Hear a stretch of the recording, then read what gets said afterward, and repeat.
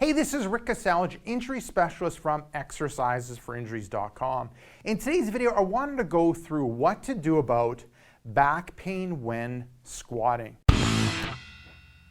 And the first thing ends up being working on your core and strengthening up your core. And I'm going to go through two exercises, and Alex is going to go through them specifically, and I'll kind of highlight the details of the exercise. You know, one's a little bit more advanced, and then the other one ends up being a little bit more of a regression or modification you can do. So the first one, looking at the core. So Alex is going to go against the wall. She's going to do a wall plank with knee drive and leg back. Driving the knee and then bringing the leg back. Good.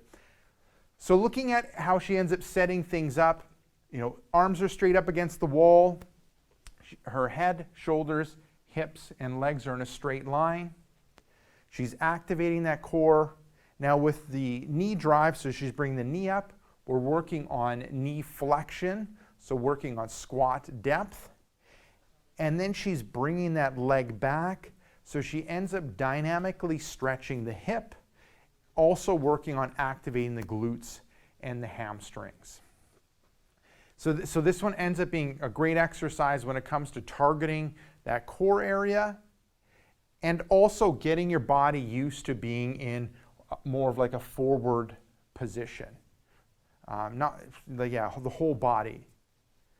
So give that one a go if you end up having back pain when squatting. This will help strengthen up the core and loosen up the hips when it comes to hip flexion depth, but then also dynamically stretching the hip and activating the key muscles in the glutes and the hamstring. Now the modification or the tweak to this one ends up being bent over rows. So Alex, you know, feet are about hip width apart. She's soft in the knees. She ends up bending through the hips, and then her trunk, head, shoulders, and hips end up being in a straight line, and she's really making sure to activate and contract that abdominal area. Then she's going through the rowing movement. Now, for some people, when squatting, they end up getting the pain when they move from an upright position and then they forward flex that trunk. So what we want to do is strengthen the muscles that end up helping decrease the stress or counter the stress in that forward trunk position. So going through this bent over row ends up helping strengthen that core area. So yes, you're working the arms and working the mid-back, but the main thing is to end up working in that forward trunk position. So that ends up being the first thing to kind of work on if you end up having back pain when squatting. Now looking at the second thing that you need to focus in on, we need to end up working on loosening up the hips. And there's three things that I end up suggesting when it comes to loosening up the hips. So the first one ends up being a 90-90 hip flexor stretch. So Alex is kneeling down, one knee is down, one knee is bent. So looking at the back leg, foot's flat, she's kneeling on one knee, and that back leg is at 90. Ankle, knee, and hip are all at 90. Now the front leg, ankle, knee, and hip are also at 90. Both feet are pointing straight ahead, so this is pointing straight ahead, and then with this one's pointing straight back, and this leg is pointing straight ahead in order to get the most out of the stretch. Next thing is she's tightening up her abdominal area, tightening up her glutes and hamstrings, and then bring her hips forward in order to stretch out that hip flexor. So to stretch out the front of the hip. So she might feel it carry off into the thigh or in that front of that hip area. With this one, when it comes to sets, reps, time, and intensity, sets end up being 1, repetitions 2 on each side, so alternating back and forth.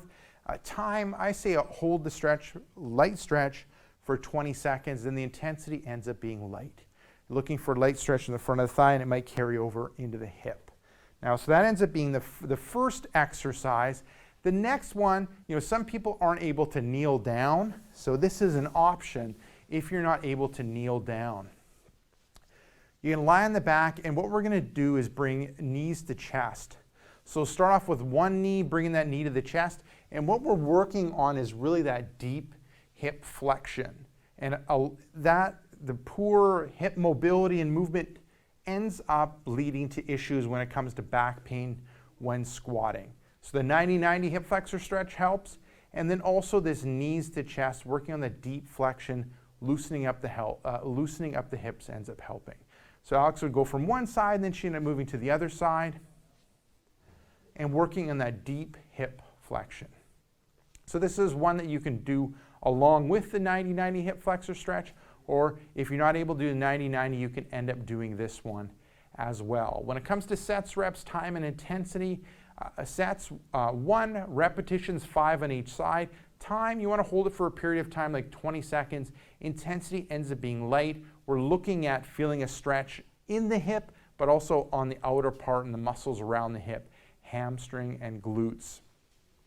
Now, and then there's a third one, but I also forgot to mention the sets, reps, and time with the exercises when it related to the core. So the wall plank with knee, drive, and leg back. Sets, reps, time, and intensity. Sets would be 1. Repetitions would be 5 on each leg, so a total of 10 movements. Time, smooth, controlled movement with a good stop, so at least a second.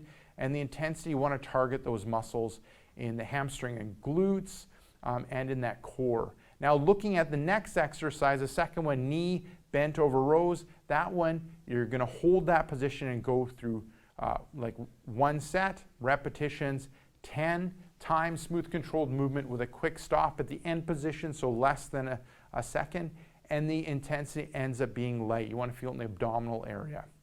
Okay, now getting back to loosening up the hips, the third option that you can end up doing is a deep squat with weights.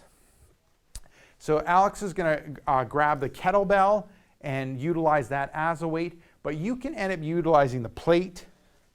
So we can use a plate, or you can end up using like dumbbells. Now Alex ends up, cupping the kettlebell, coming down in the bottom position, elbows on the inside of the knee. She's holding the weight and she's trying to sit back in her hips and kind of stretch out that hip capsule. Perfect. And then I'll get you to stand up and I'll get you to face that way.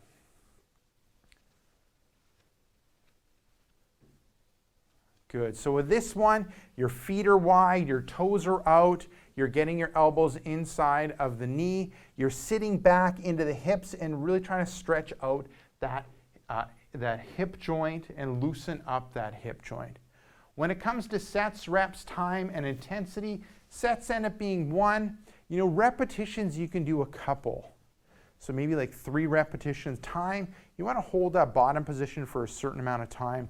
Roughly start off with 20 seconds, and the intensity ends up being light. You're looking at stretching out the inside that hip joint and stretching out around that hip joint. So that ends up being the second thing to do, loosening up the hips. Now moving on to the third thing that you can do if you have back pain when squatting is changing up the back squat into a front squat. So a lot of times people end up doing back squat. So we're going to use this dowel to kind of replicate the back squat. So you end up having the bar on your back. Feet are wide, around between hip and shoulder width apart. Toes are out a bit. You're squatting down. Ideally, those hips just past the knees a little bit, and then you're coming back up. So people find the weight on their back ends up increasing their back pain, and also with the back squat, there tends to be more forward trunk flexion. So watch when Alex goes through it. There's more forward trunk flexion, and also the weight on the back ends up leading to more back pain. One quick thing that you can end up doing is moving from a back squat to a front squat. So you bring it out front, and it's resting, and then you end up squatting and coming back up. So with this one, what ends up happening is we fix those 2 things. The weight's not on the back, it's out in the front. The second thing is your trunk, your upper body tends to be more vertical than with the back squat. And Alex is going down, ideally having that hip just past the knees so that we can end up getting more glute and hamstring activation and working those glutes and hamstrings, and strong glutes and hamstrings ends up helping when it relates to back pain. Perfect. Thank you, Alex. So there you go. That's what to do. That's what to do if you have back pain with squatting. Give one of those 3 things a go, or give all 3 things a go. They'll definitely help you back, especially when you're squatting. Now, if you want some of my other best tips and tricks when it relates to back pain, then I recommend you click right here. I have a brand new free report called 5 Tricks That Fight Back Pain and Tightness. Click right here, let me know where to send that report, and I'll send you that report right away. Now, if you're watching this on a mobile device, tablet, smartphone, head down below in the description and click the first link, which will end up being exercisesforinjuries.com/backs. Let me know where to send that report, and I'll send you that report right away. Now, if you got benefit from this video, make sure to like this video. If you have a question or comment for me, you can leave it down below in the comment section. And lastly, hit subscribe to get future pain relieving videos.